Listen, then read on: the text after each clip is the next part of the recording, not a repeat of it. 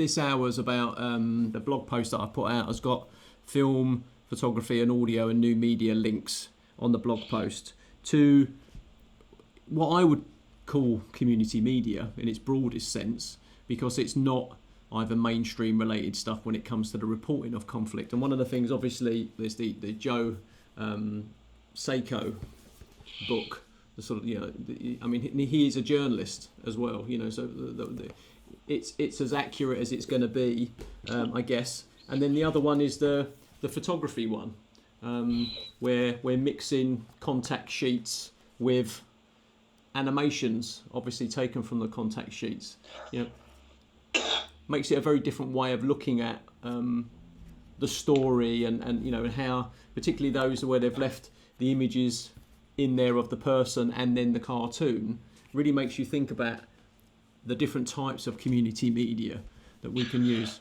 My first impression is it's good seeing them collated in one space, really, because it kind of looking for what the connection is between them, and in a way, it's like media that's normally used for fantasy or for, you know, kind of you know, comic book styles, is, you know, associated Superman, Batman, you know, 1940s style comic books, that kind of stuff. It's about a fantastical world, or, you know, you're creating a mythical world, and you're using the Al Jazeera video, the 360 video, you know, is the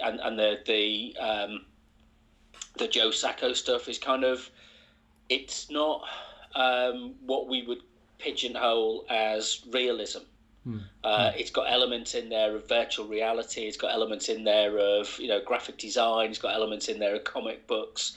So it's that kind of transmedia media stuff, in the sense that it kind of switches between different modes. But does that mean it is or it isn't reportage or documentary?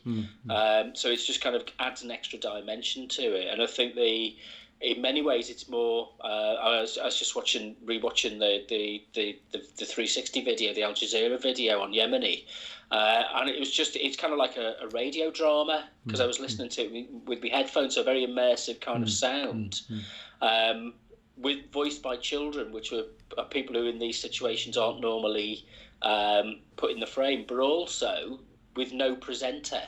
It's the direct voices of the participants who are telling their story. So in terms of, I suppose, it's kind of community media-ness, it's, I suppose it's the process by which it's been arrived at, and how it was, you know, how this work has kind of been introduced. So maybe alternative media is closer to forms of alternative media than maybe community media would be.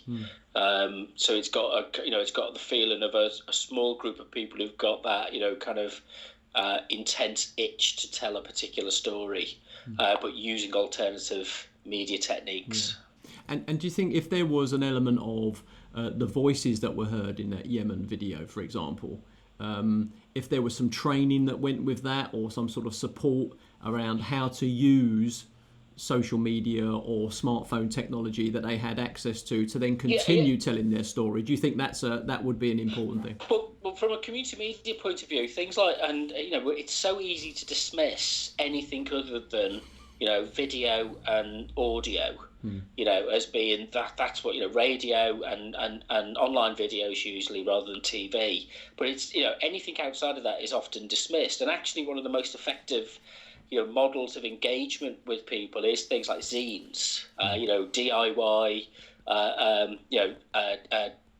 putting together a small cut-up magazine about a particular topic, you know, cutting out headlines from newspapers and reconfiguring them into something that you make for yourself. So that kind of very tactile, hands-on kind of approach has a massive impact and creates a thought process in the people who are engaged in it that allows them to rethink from the bottom up. So what you need for something to be, what we're used to is, and there's a lot of this, an awful lot of this about is, and the Future News Fund that was advertised late last year by Nesta was looking for to support tech innovation in the future of news and journalism.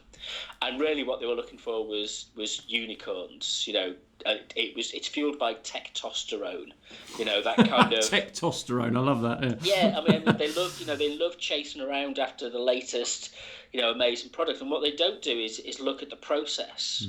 And look at the engagement practices and look at the range. How do you facilitate the range of voices getting in there? And you've got to start at a very basic grassroots level, and kind of below, into that, because you can get these consultants and tech geeks who are running very smart, sophisticated web companies and design companies and things come in and give a tool to a community. But then it doesn't go anywhere. So once they pack up and go, well, what are they going to do? You've handed out a few tablets, but you haven't got a sustainable data package. It puts you at risk in some situations having expensive technology, because it means that it's a valuable commodity that other people might want, or power supplies are irregular, all those kind of things. So you can race into the community. The community media, community for development, media for development approach, has to look at that as a practice and say, is this sustainable? So we and often things like drawing is a direct way and a very therapeutic way of people sharing their experiences, and particularly for children who maybe can't articulate a voice. It's seemingly coherently. Drawing is a really useful practice for, so having examples of how it's been used to, the Great War one from is it Joe Sacco's done that one? Yeah. And he, actually what strikes me about that is you don't need to be literate to see it, to understand it. You need to be able to visualize it, but you don't need to be literate. There are no words in it, and you can piece together the narrative and the story and what it's about just from the visual representation. But it isn't trying to tell you particularly what it's about. It's kind of leaving that to the reader. So there's a review in the Guardian about it saying, from the generals to the grave, you're not instructed what you should think about in that. So that's a different way of approaching telling stories, and certainly against the dominant way that our news media organisations package things up for us. So I suppose from that point of view, as a kind of an alternative to that kind of mainstream sausage factory approach to news stories, which have to be nicely packaged for people, these other approaches are likely to give pause for thought, I suppose, and add an extra dimension to it that you can go back to. Once a TV news item is broadcast, it's seldom that we go back to it unless we're looking in the archives 30 years later. Whereas this is something that's on the shelf that you can pull off and look at amongst the other books that you might have, and I imagine that these are things that people would go back to. I mean, the Joe Sacco one, the Great War one that you mentioned in particular, which is referenced in the blog post, I've got that here, the photos I put up on the blog post here, and I think it's about 18 foot long, and it was actually produced in large size down a complete metro station in Paris when it first came out to commemorate the Somme in 2016 for the 100 years. And what's really interesting about it is a couple of times during the 2014-2018 100-year commemoration of World War One, I ran a few newsrooms for year sixes, so sort of 9-10-year-olds in primary schools around the first day of the opening battle of the Somme. And of course, some of the figures, like 60,000 soldiers killed and wounded and stuff. It's only when you mention that's two lots of King Power Stadium here in Leicester do you start getting some understanding, probably with adults as much as with young people. And what's really interesting is we do a lot of stuff where we'd create like a yard or a metre of string, and then we'd sort of talk about how many people would have been killed or injured in that period, in that space, that short space that you can equate to because you can measure it yourself. And the interesting thing about that Great War is I would always then pull that out towards the end across the stage, in the primary school hall, which is where I invariably did this, moving around the tables, you know, them creating stories and narratives and thinking about the people that were involved in that day on both sides. It was very, for me, it's the fact that it starts with the opening one. I'm assuming it's like someone like General Haig or someone like that, standing in a palatial place, a chateau somewhere in France or Belgium, wherever it is. And then it goes through sort of, people moving up to the front, the amount of equipment and all that. And for me, the most telling thing about it is that when you look at it in its entirety laid out, and you can just pick it out in the photo that I put onto the blog post, is there's this period where everything's darker because that's the night before and then it goes into the morning. And it's the first piece of alternative media, particularly something like that's not animated or anything like that really did so well in capturing that transition of time from the day before to the morning of the conflict. And I think for the young people that really kind of resonated because suddenly it gave it a time frame as well. So rather than it being facts, figures, start date, start time, end date, end time, who won, who lost, it's about that narrative, isn't it? It's inviting people to think about the narrative. And I think also as well, it's a really great way of illustrating that there is a process, a play here. It's not just a series of events. We often define history and things happening by, they're characterised as key events and that we mention, but no, it's the long drawn out process of, getting people into position and managing the daily process of day and night and being fed and all the rest of it, and kind of sleep and awakeness and those kind of things, and that has a kind of a low level terror, I suppose. It's like because it's like you don't know what's happening, and it's constant, it's pervasive, it's constant, and it's all around you. So you can fall into a situation where you end up in a space of conflict, I suppose, because it's just normalised on a daily basis. And so sometimes using a form of media, it's like art. There's a.